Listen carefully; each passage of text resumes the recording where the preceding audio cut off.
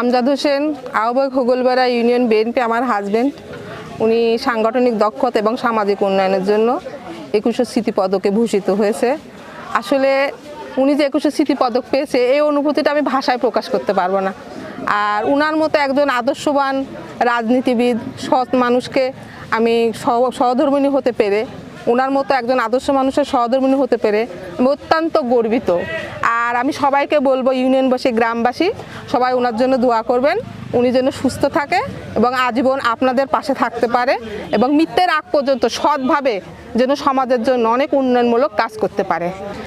আমার ইচ্ছা, উনি এ যাবৎ ওনার নিজের প্রপার্টিতে উনি ডোনার প্লাস প্রতিষ্ঠাতা হিসাবে 2টা প্রাইমারি স্কুল করছে, যা আজকে জাতীয়করণ, সরকারিকরণ হয়েছে। আরও বিভিন্ন কলেজ, আবার মাদ্রাসা, এগুলার প্রতিষ্ঠাতা ডোনার। তো আমার ইচ্ছা যে উনি এরকম আরও কিছু করুক। আমার ইচ্ছা একটা হাসপাতাল, মানে এলাকার গরিব মানুষের জন্য একটা হাসপাতালের ব্যবস্থা করা, যেন গরিব মানুষ এখানে বিনামূল্যে চিকিৎসা করতে পারে। আর ওনাকে আসলে হোগলপাড়া ইউনিয়নের চেয়ারম্যান হিসাবে আমি দেখতে চাই। এটা হলে কি উনি মানুষের পাশে দাঁড়ানোর আরও ভালো সুযোগ পাবে। এই জন্য গ্রামবাসীকে আমি বলবো, আপনারা সবাই সর্বাত্মকভাবে সহযোগিতা করবেন।